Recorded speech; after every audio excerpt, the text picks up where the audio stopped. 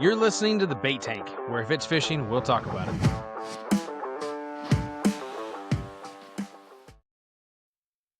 Hey, y'all, welcome back to another episode of The Bait Tank Video Podcast. My name is Anthony with YFA Fishing Adventures. The Benoits are back. We're going to talk about flathead fishing specifically. Obviously, based on what I've seen, y'all's favorite species of fish to go after. I could be wrong. If I'm wrong, let me know. But that definitely seems to be y'all's favorite. You guys always have the absolute biggest grins on your face when you're chasing these guys. So why don't you go ahead and talk about that a little bit? What got you into flathead fishing? Who you guys are? What you guys do? And tell us about yourselves. Well, we are Benoit Fishing Outdoors. We do YouTube, TikTok, Facebook, all kinds of fun stuff. If it's fishing, hunting, outdoors, we're trying to do it. As you just said a minute ago, our favorite species definitely to chase is flathead. We always have the biggest smile. I will catch one and Allison will turn around and catch an even bigger one every time. So it's always so much fun though. They're a monstrous species and they are true predators of the deep. Just to bring those fish up and to see the way that they look, the camo color that they come up with, just to see that they would be sitting on the bottom, with that mouth open waiting for predator or prey to come by, because they are just a predator of the deep themselves. You bring up a good point. I've seen the coloration of these guys. We've talked about other fish in the past. Obviously, you guys talked to me about bowfin, how vibrant those colors are in the spawning colors and how different they are based on the parts of the country they're in. But even in the same body of water, flatheads can look different. I've seen some that were like yellow. I've seen them almost black. Mm-hmm. I've seen them super camo colored. I've seen them like barely camo colored. I guess is probably the best way to say it. Not necessarily no camo, but close. They are a very unique looking fish. Yeah. That flathead, like you said, that's what they're built for, is laying there on the bottom or laying against a tree or whatever. That's what they're made for. There's no distinction. They are a cool fish. And I thankfully, unlike the bowfin, I've caught more flatheads than bowfin. But it's definitely a species I do struggle with. Hope to get better with. But like, what your first flathead? What was it like? It was epic. It was an epic morning. We were we were at a point where, sometimes you go out on a lot of fishing trips and you just haven't been catching anything, and then you're just kind of devastated, but you're still out there fishing because you're trying to make the most of it. It was one of those mornings, and we were kind of, just sitting there not talking, and all of a sudden Allison's rod went down like we've never seen before. And at the time we had a 12-foot plastic Pelican intruder. That was the boat we were running at the time. And with a little trolling, tiny boat. tiny, Yeah. like it's like literally a tandem kayak almost, but a little bit stable because it's got some width to it. You know what I mean?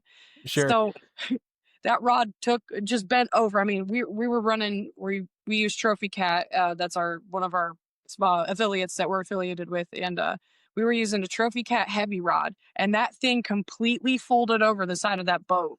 And we knew instantly, like, it was something massive, massive. Sure. We were doing 360s on our piece of plastic. Pelican. Yeah, this isn't a channel cat. In Ohio, for where we're at, we're so northern that like we don't have blues in water like that for us. So the biggest thing to us is the flathead. And when it did that, we knew instantly, and your body like instantly starts to shake and reacts to it because your adrenaline starts pumping, and just feeling the boat spin, like she said, it was intense. It was intense. Sure. So was that your fish or was that her fish? It was hers. Mine. And I was so you caught the first flathead. Yeah. And then once I realized what it was, and the moment I seen that, I was terrified. After you see something like that, you're just like, don't lose it. Don't lose it. You want to keep all that pressure on there. And we didn't even have a net for our first one. We had, of course, go figure, right? No, you don't have a net prepared, especially to catch something that big. You would have never even fit in the net we had anyways. It was just a little trout net that we had because we're out there just, trying to fish for some channel cats and some normal sized fish. And you see that thing come up from the bottom, and she just reached over the John boat and kind of grabbed it. And we pulled that thing in the boat, and to see that thing in a plastic Pelican intruder on the floor of that boat, like, it was even... It was epic. Yeah. Was there water coming over the side? Did you guys hit the weight limit of that thing? that fish on the No, boat? actually, they're actually pretty stable. So as long as you got some boat legs and you can kind of manage your weight and one person doesn't shift too much, and it was actually a pretty good boat. There was Nice. no waves. It was super calm that morning. The water was like glass. We had just had that, that first morning steam hit the water, so it was kind of a glorious moment. Yeah. Sure. For those who are listening, if you don't know what boat legs are, trust me, it is a thing.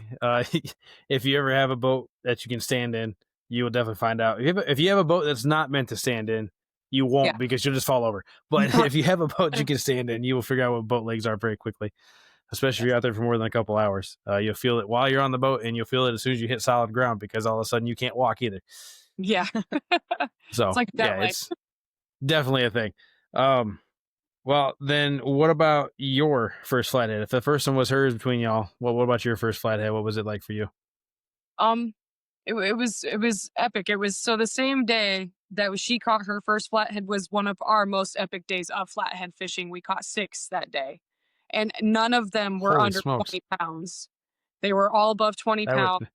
It was crazy. It was just crazy. Like, it was I don't know if we were just it was one of those days where, like, the stars align, and it was where, the perfect bait, the perfect temperament apparently for those fish to wanna eat that day, like, perfect place, perfect timing. That was just what I think that what happened that day. But, it was epic. I mean, she caught, I think, 3 before I even hooked up on my side of the boat. So, it was epic though. I finally got my first flathead and we brought it into the boat, and just to take pictures of fish that big, cuz you catch channels and they can get big, but when you see something that, that's over 20-25 pounds like that, is just incredible. sure. Now, in case y'all didn't catch that, epic. Epic's the word. All right. Epic's the word. It's a really good word for it too. I mean, both the ones I caught, the first one not so much. Like I said, I was crappie fishing, um, using the little toughy minnows. I forgot bobbers, so I was trying to catch crappie off the bottom. I just happened to reel in, and there was a little 6-inch flathead. Thought it was a bullhead at first, but it's definitely got the whole really flat head, Yep. right, and the square tail. That's being the big thing, right? Yeah. Um, but then it was flat and streamlined. Whereas obviously anybody who bullhead fishes or caught a bullhead, they're just kind of fatting around the whole way through, right? Yep. So they're very unique. You can tell a bullhead from a flathead pretty easy. Yeah. Um, but then my second one, like I said, I caught it was I you know what? I lied. I've caught 3. I just have forgot about another one. I caught one back in the fall. But anyway, it was 23 pounds. My biggest one was 24 pounds. I caught another one that was 23 pounds. The second one, I was bumping. So the takedown was not anything special, different, weird compared to any other kind of fishing I do. Um, with that being such an active technique, it's just like a bass hitting or a striper hitting or anything like that. It hits and tries to rip the rod out of your hand. Right. Right. Um, but the one I caught in the fall last year, it definitely was a flathead hit. Now, obviously I could tell about it. I'm gonna let you guys talk about it. What is the biggest difference between, like say in your case, you don't have blues, but channels and blues kind of hit the same, right? So what's the difference between a channel catfish bite, and a flathead bite? Um I would definitely say channel cats are more of a ferocious feeder. They will just take something and run in a direction, and it's just, constant like this. They're shaking their head in every direction. Flatheads don't do that as much. It's almost like sometimes seriously you would think you have a turtle or something because they're like a brick. They just take that rod and it will just bend over, and it's usually not very fast. It's just a slow over, Steady. like that whole rod Yep. just goes over. And then you see your line moving off to the Yep. side. Yeah. That's exactly what I was hoping you guys would say. It's crazy, and one of the big, you guys being from the catfish scene, you guys know about this, but the Golden Whisker Awards, they do a lot of the takedown of the year videos that get sent in by people when they're dominating or whatever, and you can tell which ones are blue cats versus which ones are flatheads because they're just so unique. The only I did not see it with mine, but some of the other ones I've seen people do, you get a big thump. Do you guys feel the thump Oh before the yeah. big steady bend? Like I said, the one we had last fall, we were fishing really heavy current below the dam, and we had the steady bend, but there was no thump. Um, and I'm guessing that was because of the current, because if there was one, you didn't see it, I guess, because of the current. Right. Um, but yeah, so obviously now that you guys have the gear to fish for these bigger flatheads, what's kind of your go-to setup for this? We're usually using a Carolina rig with either kitty calls on them or peg floats to just suspend them up off the water. And the reason we use the kitty calls is because anytime I'm using live bait like that, that vibration and that loudness under the water seems to just draw them in. Flatheads seem to really love movement. I've noticed, like, we don't have much luck catching them on cut bait. Every time we're catching them, they're on live bait for us. I think like I said, they just, that movement under the water, that constant annoyance of that rattle or something, and they just, either they want to kill that fish or they want to eat it, one of the two. I got you. Now, when you say kitty calls, is that like a spook or a demon dragon? Yes. Spooks or little rattles. Yeah, it's like a float rattle. So Okay. yeah. I'm not familiar with that particular brand. That's the reason I was asking.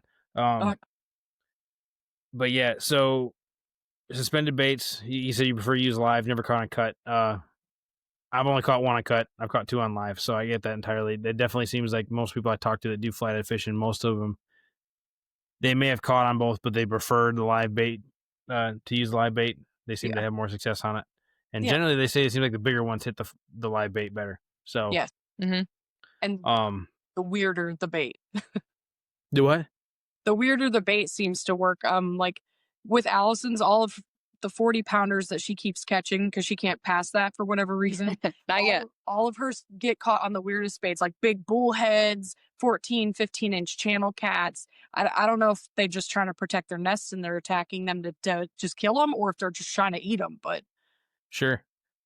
You know, actually, that brings up a good point. I saw a post the other day. It was a guy in Texas with his John boat. He had, if it wouldn't have been for the fact that he says, I'm taking something from my family to feed him, and at least one of them I know was unalive.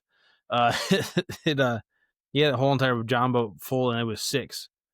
I would argue 20, 25-pound flatheads. And somebody was like, "Oh man, that's such a shame. You're getting rid of that." And he's like, "No, you don't understand. This part of the river in Texas, all they do is eat each other. There's so many, like there's so few bait. They literally just eat each other. So taking out these smaller flatheads helps get the bigger ones to be bigger because there's less food supply. But then on the other side of it too, the one couple video guy had some big ones. They said, well, getting rid of the bigger one makes it so there's more population of little ones, so there's more here.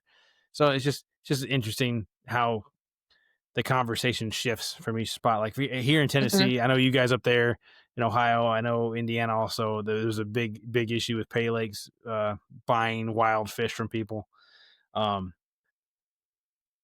I don't think that's a thing in Texas. I could be very wrong, but it doesn't appear to be a thing. But it's just different how say it's 6 hours away, it just, that short of a distance, really, the conversation completely changes, and like you said, the weirder baits, I've heard those people use carp, whole live carp. I've seen people use live suckers. I've seen people use the chubs, bluegill, sunfish, etc. I know some people that use spotted bass. For shame, using sport fish for bait. Oh no, right? But Hey, depends on the state you're in. Right? Exactly. That's one of the nice things about Tennessee. Literally anything. The only two things that are not allowed. Let me rephrase. I take it back. The only things. No, I said that right. Everything that's a sport fish, as long as it's caught legal and as long as you can prove what size it is, can be used either live or dead. The exception being Asian carp. Asian carp cannot be used live; they have to be dead no matter what. Which fine. Would be the same with snakeheads if we had them here, but I don't think I've heard anybody catching a snakehead here in Tennessee. Actually, that actually was a snakehead. Gotcha. Obviously, with the last time I had you guys on the show, obviously we talked about the bowfin being confused for snakeheads, and obviously there's some people that claim those are snakeheads and they're not. But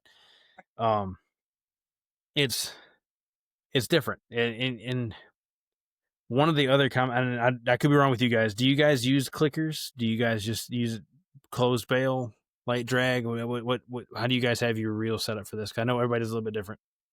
We set ours with pretty much medium drag. I give them enough where they could pull if they want, but for the most part, I let that circle hook do its job. And when they take off with the bait, most of the time when they take that steadily down like that, that sea hook just seems to go right into the corner of the mouth every time. So. Okay, so you guys are big fans of the circle hooks, and I obviously I think that's pretty common for most cat fishermen. Now I do know there's a group of people. Why can't I think of his name either? I'm really struggling with names these last couple episodes. But there's a guy who he's sponsored by Whisker Seeker Tackle, I think, and he helped design their it's a hybrid kale hook, circle hook. Yeah. I think it's called the triple threat hook. He's designed it specifically for flatheads, and his argument was that same with Spencer from River Certified. His argument, same thing for him using J hooks for flatheads. That they felt like that the corner of the mouth was actually one of the weakest points to hook a flathead. Okay. Do you guys feel that's the same, or has it not been a concern, or what? It hasn't really been a concern for us. We use usually Trophy Cat tackle. That's obviously one of our sponsors, but we've never had an issue, sponsorship aside. We have used kale hooks. We are just actually out of them. We just need to order some more, but we have used both and have not had issues with either one. But the circle hooks do tend to seem to get more in the corner of the mouth as opposed to those more open hooks. Those kale hooks get around that jaw and around those upper lips, depending on how big that flathead is. But Sure. I can't honestly say that I've had an issue with either one. We just enjoy like using circle hooks because we know for 100% fact that that fish is not going to get gut hooked and not harm that fish. Yeah. Now, I will say two things. One, I have gut hooked fish with circle hooks before. It can happen. It's not Right. common. It can happen. Generally speaking, it's when a fish plays with it forever, or it's a tiny fish that just swallowed the bait and you didn't even know it was there. Right. That's been my cases. The argument that those guys were using, like I said, that being the weakest point of the mouth for them, the argument seemed to be more tactic related because I know Spencer, when he's fishing out of the kayak for flatheads, he is fishing straight up vertical from the thing, and he's like, if I don't set the hook, they're going to get me stuck in this tree. Correct. Which I could see. But I say we all know, the three of us know that circle hooks are not made for setting hooks. Period. Yeah, right. That rounded point, it works against you. But the other thing, I think if you're using a bait clicker and you're not having tension on the line, like you said, you're using the tension on the rod and the line to help drive that circle hook home. Right. And that might be the difference because while you guys specifically say you use lockdown drag, I know you said medium drag, but like your reels are locked; they're not on free spool. Correct. Whereas a lot of people I know use free spool on flatheads, and I think maybe that's the difference. I mean, I don't know for sure, but now I'm sitting here thinking about it. That really well could be the difference because in those instances, you're essentially setting the hook when you all of a sudden engage your reel from a free spool, right? And obviously the circle hooks work against you at that point. So I wonder if maybe that's the real reason that argument even exists. Possibly. And we don't have the areas that we're fishing. We're not trying to pull these guys out of massive log jams and tree areas. A lot of the lakes that we're fishing them in, it seems like they're in these big holes in the lakes. They seem to migrate to those. And then you can kind of see where looks like they dig holes literally in the lake, and that's where they kind of nest for the winter. We've noticed that in a lot of the lakes we go to. You get to a hump, and right on the drop down on that hump, they're usually sitting down in there. Or on the outside trenches. Okay. The more you know, the better off you are, right? So Right. I've always been taught that you try to find the biggest, nastiest log jam you can. Right. But like you guys, all of my flatheads have been out from mostly rocky water, not necessarily log jam, right? So that my argument is the same as y'all's, that that doesn't necessarily seem to be the case. But obviously those other guys that catch them out of the trees are proving me wrong too, right? So Right. it's hard. You got to pull that fish out of there that quick. I agree that I bet that those other hooks would be better because of the way you would have to set it. But yeah, so you said Carolina rig with those, either with or without the peg float. I'm sorry, either with the kitty call or the peg float to help suspend the bait off the bottom. Do you guys ever fish for them any other way? I know some people use big floats and big live baits. Have you tried that? What was your luck with that, if you did? We've used some bobber methods where we use a slip bobber and allow the bait to free float kind of off the bottom and swim around much more. We only usually run 2 lines off each side doing that though, and then the 2 that was still, Carolina rig on the bottom. We've had a few luck with them, but what I found when they're able to do that, the bait ends up tangled in something on its own. Oh, yeah, that's fair. Like the bluegill swims right where you don't want it to the go. log jam. Sure, yeah. No, that makes total sense. I didn't even think about that being a thing, but that definitely could be a thing, or definitely would be a thing, I should say. Right. I've only tried doing it with the floats myself one time, and I caught a gar. So I don't know if that's a win or not. Like I Right? said, I don't mind catching guards, whatever, but it wasn't a flathead. I was trying to catch a flathead. Right. So Hey, fish is a fish, right? right. Um, trying to think what else. So you guys said you're using the heavier rods, you're using the heavier tackle. What kind of line are you guys using? Are you guys doing the braid thing? Are you doing mono? So We what's use the poundage? we use we like true braid. We use high vis just so that we can see it at night and it glows as well in the black lights. But we're using 60 pound with a 40 pound leader. So Okay, true braid. So I've used that one time. I have a question for you because I'm just curious about it. yeah, I won the spool in a tournament, so I tried it to win it, and I was like, okay, cool. I definitely want to try it. It looks really good. The highs vis is great. Did you guys have the color coding come off a lot? Does that come off a lot? Is that normal for the colored, I guess, to come off a lot? it seems to at the very beginning. I know exactly what you're talking about. It kind Okay. of bleeds. When you Yeah. spool Yeah. it, especially Yeah. on the eyelets at first. Okay. Okay. I'm not crazy. Yeah, no, No. I was like, it's that. Yeah, at first, I don't know if it's just like because of how high vis that is, or if it's the line shedding. But yeah, I know what you're talking about. But it goes okay. away. Like you run it through a few times, it doesn't do that Okay. anymore. I'll have to give it another shot then. I was really worried about it. I was like, this is gonna cause me a fish. So I yanked it. I'll definitely have to give it another shot. Yeah, we've been using True Braid for years, and Yeah. I really like True Braid. Going on 3 years now. Yep. I got you. I myself am a mono guy. I typically only use braid on my ultralight stuff or my crappie rods or my bass rods. I don't anything bigger than that. I try to do stick with mono Okay. personally. Yeah. A It's lot just of my people personal preference. No, mono. you're good. That's a lot of people use mono. We're those weirdos that use left-handed reels and Yeah. braid. So Luckily for me, I'm ambidextrous. My wife definitely prefers left-handed reels too. So it's not just y'all. It's all good. that's awesome. But it in my limited experience just trying to chase flatheads, obviously I've caught more blues than flatheads. Would you guys not having blues there, I assume you guys would feel the setup would be the same for blues too though, right? Yeah, I would probably run kind of the same setup. That's what we do for channel cats as well. We do a lot more bobbers for channel cats, so I think I would try more suspension for blues too, because I've noticed that's what a lot of people do around here. Where we do have blue cats, the limited lakes that we do, everyone's either dragging for them or they've got them suspended on bobbers and they're moving a little bit. So I think I would try that method more. I got you. It brings me to my next question. So you guys primarily just anchorfish for flatheads. Yes. Yep. Yeah. I mean, how long do you guys sit in one spot? the other day when we caught the two the other morning, we were in the same spot for over 16 hours. Yep. But Did you see the fish on a fish finder and knew they were there, or was it just a hunch? So we don't have a fish finder on the new boat yet.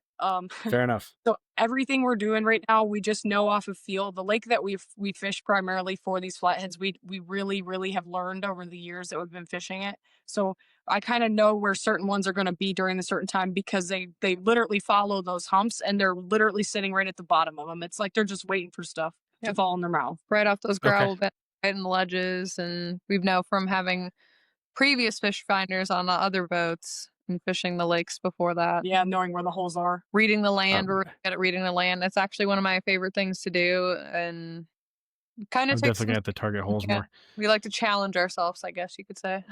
Well, as every good angler should, right? Right.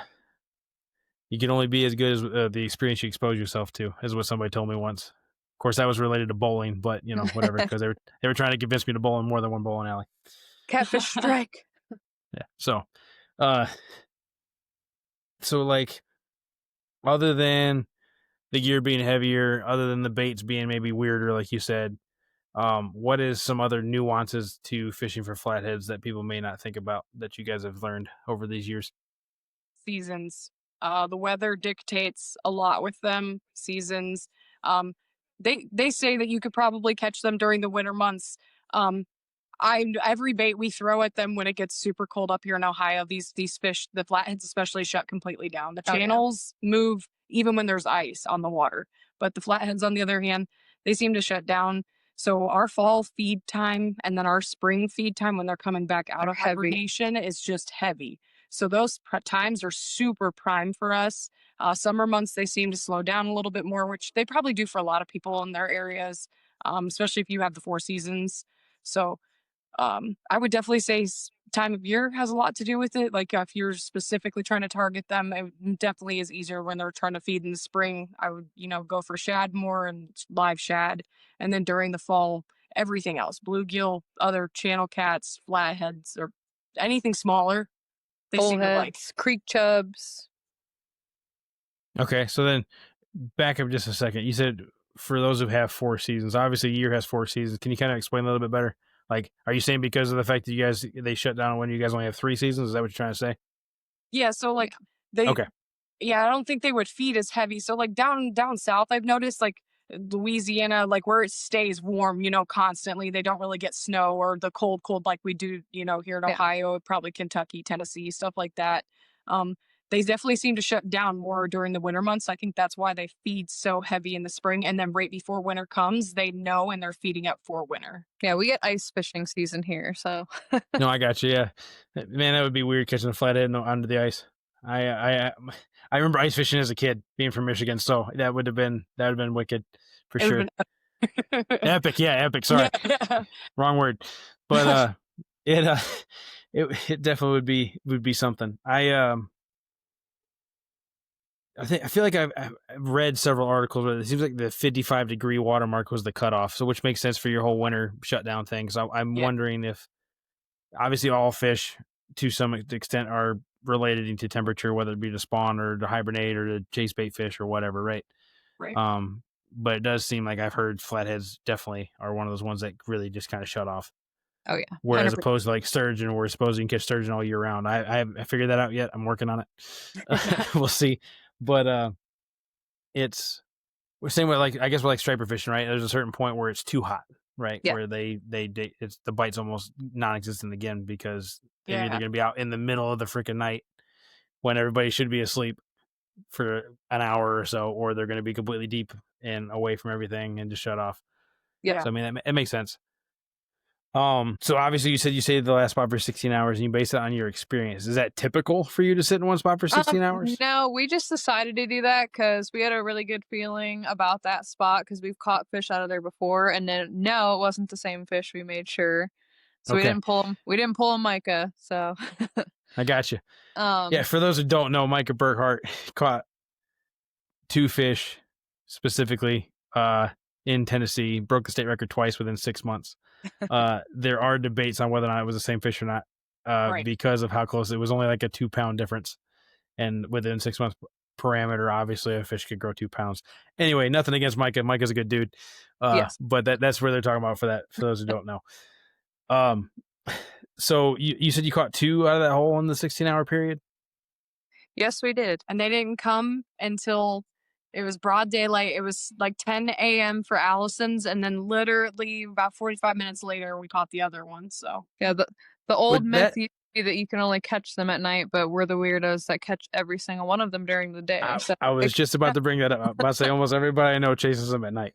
Even myself, I was trying to chase them this summer at night. So it's definitely a common rumor or not rumor theory, like you said. So I mean, it doesn't help, either and that stems nocturnal. right. Well, I mean that stems back for forever. If you've followed, this is where my age is going to show at this point, right? If you ever followed In Fisherman magazine, which is still around, but from way back in the day when they still did weekly TV shows and it wasn't just on YouTube reruns and all that other stuff. They released a lot of books, and there was a guy. It was Doug Stange, and the guy his nickname was Toad. I can't remember his real name. They did several episodes where they would go in. These guys were fishing probably medium-sized rivers. They weren't necessarily fishing large rivers. But like you said, they were looking for the biggest log jam they could find. They were putting live baits on clickers. They were sitting there by a campfire until 2 or 3 in the morning, and they finally would get one to take a bait. So I mean that in my mind set the stereotype back then, 3 decades ago at this point. But obviously we're learning through guys and gals like yourselves that are showing that definitely is not necessarily the case. It's just a different set of behavior that you have to figure out and learn. So then my question is, with you guys being the total opposite of the norm, if you catch them in the daylight, would you argue that it's easier to do so that way? Or do Um, you think it's still easier for most people to try to target them at night? We seem to have luck during the morning time bite. That seems to be our window for whatever reason. But we hear the dudes catching them all night long around us. Yeah, So all our buddies catch them I at don't know. night, I don't. same lakes, like Right. I don't know if it's just maybe at night, like we're not in the right spot and we're not reading the water right at night, and then just in the morning they move into those spots where we're sitting, and that's where they're at during the day, and that's just the, you know what I mean. So Sure, yeah. yeah, it could just be, you know what I mean, just that simple, or they just really do move that much that they're searching for food like that. So And like you said, the apex predators, but they definitely seem to be set up more for ambushing rather than chasing prey. Whereas like right, you guys not catching blues on the regular, but hearing about it from all of us, we all are following the bait fish nonstop, trying to find these blues, right? So it definitely seems right. to be a major difference between the two. Is that the one's definitely more of a sit and wait species, whereas the other one's definitely a follow it species. Yeah, So and we decided to sit there for 16 hours that day, but, like, there's certain times we'll sit in a spot for an hour or 2, and then if something doesn't feel right, we make that call and we move, and we go set up somewhere else, and we'll either catch a fish or not, and then we'll move again. So definitely don't be afraid to move either and expand on your waters and try to cover more water too, because you never know what's gonna be sitting there, especially exactly. if you're going from log pile and log jam to different spots.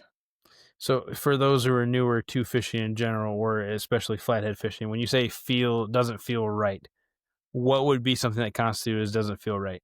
Is it a lack of action at all? Is it a lack of seeing bait in an area? I mean, like what are these signs you're looking for that Usually when you're determine the in feeling? water Usually when you're reading the water, it's one of the first things we look for, shad especially. If the shad's not moving on the water, we'll move. Or if there's too much current blowing on one side of the lake or in a certain cove, then we'll go somewhere else because we also seem to catch a lot of our flatheads on really calm days for some reason And when then that water's Okay, black. yeah, the okay, non-wind blown sides for some reason, they seem to move in the lakes that we're fishing. This isn't river fishing at all. We don't catch any of our sure. flat rivers, except for when we go down south. So, most of ours are coming out of inland lakes, and, so that's where we're dictating it off of as well, so That but they makes seem sense. to like calm days. That's interesting. Well, and so back at one of the other things I forgot to mention with that stereotype, they're always like, oh, it's got to be under a full moon. They're always like, if the moon's got to be out, water's got to be. They did say water has to be calm. So I've heard that one before. But it has to be the biggest, gnarliest log jam. It has to be, it has to be the liveliest bait you could find. They never used cut bait. Um, whereas our good buddy Steve Douglas definitely prefers using cut bait for flatheads.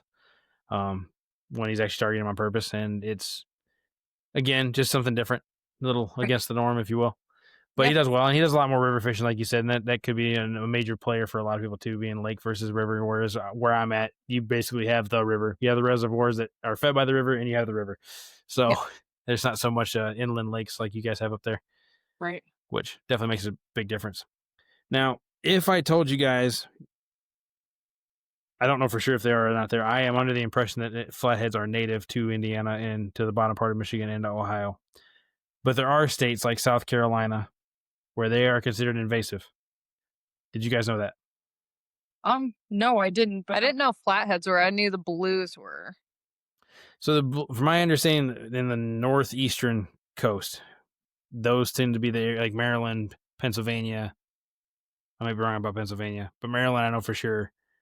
I think Virginia and basically the James River and whatnot. That are, like you said, they're considered invasive, which is crazy, Yeah. but also kind of cool. It's amazing. Like you said, the last time we talked about bowfin, nature finds a way, right? Yeah.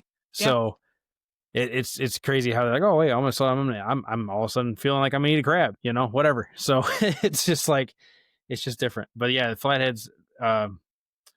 Dieter Melhorn was talking about how they're invasive in South Carolina, and that they weren't from there originally, and that there's certain waterways where they did get moved, and they've spread through that because of river connections and whatnot. yeah, And they're concerned about it being a problem because obviously, like you said, they're a big apex predator. Um, but then you also have the opposite again, different area, different side of the conversation. We go over to Texas, and all of a sudden, like we got too many of them, So do what you want with them. So it's right. just different. It's definitely different. Um, Obviously, you guys do most of your fishing from a boat. for anybody who's watched you guys, when it comes to fishing for flatheads, have you ever bank fished? And is there anything, maybe rephrase, have you ever bank fished for flatheads? And is there anything that you might tell somebody who's bank fishing for flatheads that they need to know about in comparison to fishing from a boat? We have bank fished for flatheads. Um, our biggest thing with that, we move quite a bit more when we're on the bank. And until we set camp for the night, most of the time, we will move quite a bit more, and we'll freshen baits quite a bit. Like I'll make sure they're not dead because you're trying to yeet them out further, and when you do that to the bluegills and stuff, they sometimes will not last. So That makes sense. yeah, I check baits more when we're throwing from shore and stuff like that. And we use bobbers more when we're from shore as well because they're not moving on the boat as much and stuff like that, so they don't have as much room to move, so it's a lot easier. The lighted bobbers, if you can grab a hold of some glow sticks or something, just so you can kind of watch your lines and make sure they're not crossing. It's a little easier on a boat, but when you're on the bank, depending on what kind of spot you're fishing, you're kind of secluded to a surface area that you're still throwing. I got you. Well, now here's a question for the snake. Have you ever caught a flathead? No, he is not. But yeah, it's definitely something I want to get better at, just catching flatheads. And for those who are out there that are listening, if you guys got any questions about this kind of stuff or anything that we haven't covered in this or don't cover by the end of the episode, feel free to message me, message the Benoit Fishing Outdoor group on Facebook or on YouTube. I know these guys are more than happy to help anybody. Like I said, it's their favorite fish.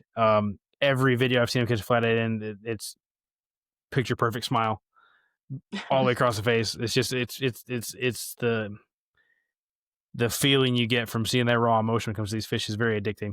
It's very motivating for sure. 100%. And I think that goes for anybody who catches any kind of decent sized flathead, and actually even small flatheads. I know my wife, when she catches those little baby flatheads, even she's just as happy as a kid in a candy shop. Oh yeah. So, it's just a different experience, you know. And there's the other side of that coin too. I fish with a guy named Daryl. He does not think flatheads are the prettiest of the three fish species. His argument is that flatheads are very boring because they look like mud. He'd much rather look at a blue catfish that has the purple hue or a blue hue or almost a white hue, depending on what time of year and whatnot. So there's definitely some people that are odd out there. Yes, Daryl, I'm talking about you. But generally speaking, seems like most people that are fishing for flatheads, they definitely are genuinely excited about it because it is such a unique fish, for sure. The colors, yes. They look like they literally are meant to be on the bottom of the lake. Like there's no more perfect camouflaged fish than I've ever seen than a flathead in fresh water. So it's crazy to see them. You put them back in the water and you look at them sitting there taking gulps of air, and you can see how they would sit, like I said, on the bottom with their butt down in the mud and their face sitting upwards, just waiting for something to come across. It's just crazy to look at them. And here's a question. It goes back to, we were talking about earlier about the hooks, the difference in hooks is in people's opinion on it. Have you had a flathead? Because Shayna has, my wife, she has. Have one grab the bait, you not see it, and then never know it's there until you went to check your bait? Not with a flathead. Yeah, Usually no. with channel cats, because we do a lot of channel cat fishing. But a lot of the time, just with channel cats, I haven't had that happen with a flathead. I think it's just the flathead we've caught too were so big that they took off so fast that it was, they didn't sit with it. All of them, you know what I mean? Just double that rod. I got you. Well, biggest flathead. I know you said that Allison's been breaking 40 pounds and hasn't been able to get above 40 pounds. What is your biggest flathead? Mine? Yes. Is last year I got my PB as well. It's a 41 pound, and Allison's is sitting at like 43. 43. So that's crazy. Like I said, mine's only 20, 24. So hopefully we'll break that soon. It will happen. But and they fight so much different. I remember to stick with that the 23 and 24 pounder, both of them. I guess it's because of the way they're shaped and the square tail. They don't come off the bottom. No, they're powerhouses. If I say channel cats, blue cats, they'll roll. They'll come to the surface of the water. They might go back under. The flathead, you just don't see it until it's done. Yep. Yeah. They want to And bury that head and bury them shoulders and flip that massive tail, and you feel every bit of that fight in that tail. You can feel them move on that rod every time they're swishing and swashing that tail back and forth. but I Just say I don't ever nothing but remember I don't remember the head shakes either. I don't remember them having head shakes. Is that Yeah, normal? they don't really. It's more just like you can feel them burying their head. It's crazy. It it's a unique fight for sure. Mhm. It is for sure. And that, like I said, fighting that 24-pounder, I can only imagine. I know people have caught 75-pound flatheads, 85-pound flatheads. I know. Knowing a fish being 4 times bigger than the one I fought, I I'm like, know. I don't know what that would feel like. I I want want to the feel same that. thing. I wanted to say we've seen people catch like 60, 70 pounders, and just the girth that these fish have compared to the 40s. And like the 40s are monsters. When I'm holding them up, I'm 5'3", 5'4", and they're touching my feet at 40 pounds. So I can Sure. only imagine what a 60, 70-pound fish could do in the water and just how big they are. It's just insane. What's the state record in Ohio? I think it's around 70 something I think pounds. 72 or something, 72 maybe maybe. 76. Yeah. It's I'm less about to say than it's 80. about to say it's 80. It's 85 pounds here, if I remember right. And the river it was caught in. So I live on the Tennessee. Well, I don't live on it, but I live near the Tennessee River. Massive river, right? Like parts of it are half a mile wide, stuff like Right. that. It's not the Mississippi. Don't get me wrong. It's not something that's 4 miles wide or whatever the Mississippi is, Yeah. but Right. it's a big river.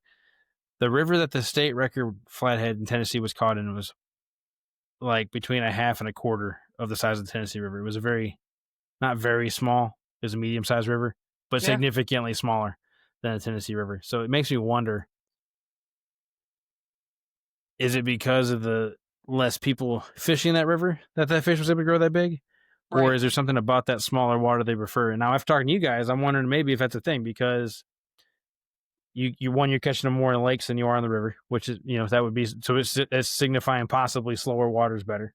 Right. With them being more of ambush predators, maybe having the smaller body of water gives them better choke points on the bait, maybe. Right. So I don't know. It's something I'm at to explore. I'm at the maybe convince Shayna to go up to the Hiawassee River and try to fish up there for him instead. Maybe we'll have Right. to just see. And that river, I mean, it's basically set up the same. It's almost all rocks. There is trees and log jams, but like I said, it's just significantly smaller and a little more windy. So I am genuinely curious. Maybe that's something to do with it, and why that particular fish got that big there. Yeah, Ohio. Our record comes out of an inland lake, not the Ohio River. If that tells you that's where the flatheads seem to grow bigger, is our inland lakes. So I just now thought about this too. I have a friend who, I can't remember if it was a coworker's brother or if it was somebody who was related to, worked at one of the pump stations up here. There is a campground called Raccoon Mountain, and they have a lake where they pump water out of the river, and they fill up this lake and they drain it back through to generate the power. Right. Every so many years they empty that lake out, and they have to. When they did it this last time, and I never thought about this, and because it never even occurred to me that could be a thing. The amount of 30 and 40 and possibly 50-pound class flatheads they pulled out of that lake, that pond up there, is nuts. Yeah. You know what they do with those fish? I can only imagine. They throw them in a dumpster. They bury them. Oh, Now, the reason being, their concern is that they release that. I mean, I'm talking about these are like hundreds of fish. Their concern is if we release that many of that kind of predator in that section of the river, that there would be nothing left. that's true. Because of this food supply wouldn't be able to contain it. Now, I get that. Now, my only complaint with that, well, there's 2 complaints, I guess. One of them, the TWRA won't let them release it because of the concern of that, but also because that would mean that they let somebody keep more than 1 fish above the 32-inch limit. That's the regulation here. You're allowed to keep 1 above 32 inches. You can keep as many as you want below 32 inches. Right. So they would have to fine the pump station, all that stuff, for having all these extra fish. Fine, whatever. But my thing is, rather than burying, why didn't they just give it to somebody like the food bank or something? You know what I mean? Right. They could have done something with it, in my opinion. But then I guess that boils down to the same thing. They still kept them if they did that, right? So I don't know. It's just one of those gray area things, I guess. It Yeah. seems really weird to me. But he sent me his coworker friend, whatever, sent him the picture of him holding one of the bigger ones, and he's a taller guy. And same thing, like he said, the tail was touching his feet and he was holding up here by his chin. But then I saw a picture of the dumpster and I'm like, holy smokes. Like every single fish in there, I would have been happy to catch. You know what I mean? Oh, yeah. And they're all just getting, they're all just getting buried. And it's like, I don't know. It's kind of sad at the same time. Right. That's Right. heartbreaking. Mini me as I was raging, like, are you kidding me? You know? Like, Right. Right. Yeah. So it's just different. And I guess that boils back to down why I guess South Carolina probably feels the same way of it being invasive and being a problem. You know, if they're worried about the bait fish population or the local biomass being able to handle that kind of pressure. Right. But at the same time, I guess anybody who's into catfishing all of a sudden is able to go out their flatheads again, have something different, unique to chase. So I mean, there's pros and cons of both. You know, I see go what ahead, I'm sorry. I see what they're saying a little bit with that, but a lot of the inland lake sweet fish, there is such a heavy flathead population. It's still crazy the amount of bait fish that are in these places. Like, I don't know. I don't know how much damage they could do because like fish is gonna eat, correct? But Sure. you know, I don't know. It's always a balance in the ecosystem. Right, Right. right. Sure. We're not biologists. We're just Right, fishermen. We're not scientists.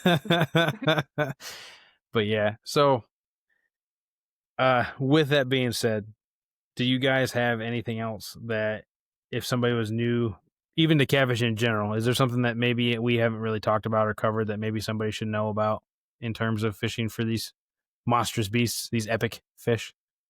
Make sure you got some good hooks. Make sure they're sharp. Make sure you trust your rods. Can't be going out there. I mean, you can go out there with a bass pole, but I would suggest at least a medium heavy rod, even if it's just an ugly stick. If you're just starting out, we caught some of our first flatheads on ugly sticks before we There is nothing wrong with an ugly stick. Correct. Yep. Yep. Some spider wire from Walmart, and don't be afraid to throw bait. Like, just get out there, go fishing. That's what it's all about. And Persistence pays off for sure. Yep. Right. I know you guys are sponsored by Trophy Cat. Shane and I are sponsored by FOA, but same story. It's just like you use the bigger gear. It's definitely going to make it worth it, make it easier.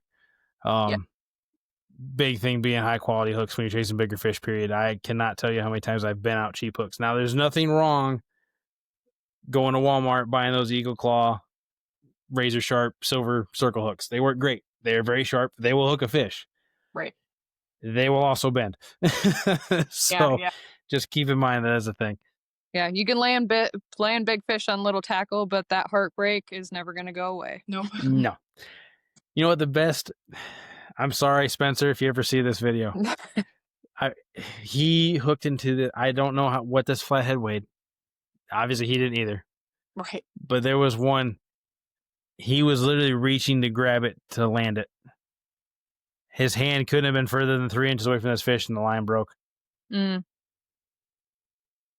am 90% sure that would have been a 60-pound class fish out of his kayak, out of one of those trees, which would have been at the time, I think he said it would have been his biggest fish. That's incredible. From the kayak. And he was like, he was wearing sunglasses, and he literally said, you guys would see tears if these glasses were not on my face. So I get it. And it's anytime you're chasing a big fish, that's a possibility. But when you're as passionate about a certain species as some people are, like yourselves, I can only imagine how much worse it is when that species breaks off. Yep. Right. I guess on that topic, do you guys have any of those kind of stories? Have you lost any big flatheads yet? Have you been pretty lucky about landing them all?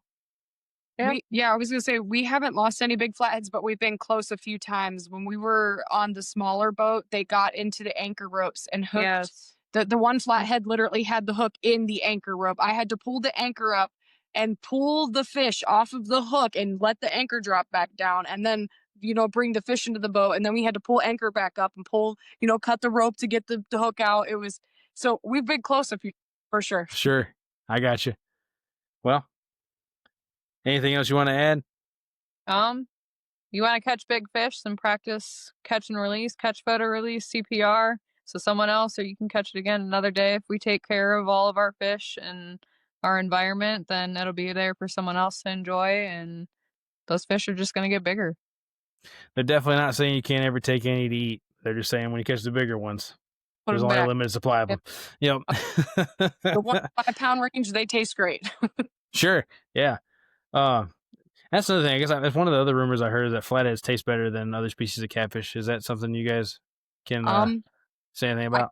I can't bring my heart to even try to do it. I've eaten blue cat, we've eaten channel cat, but I cannot bring myself to do it with the flathead. They're so beautiful and I respect them so much. I just put them back. I will I attest that if you are gonna go after channel cat, they taste much better in the cold water. Yes, man, I think it's every species of fish. I don't think that's just anything. I don't think it's just catfish. I think every species of fish tastes better in cold water. Yeah. That's just might my be right. opinion. I don't know if it's because the meat's firmer or if it's because bacteria is slower. I don't know. Who knows? But Right. something about it. It seems to be a thing.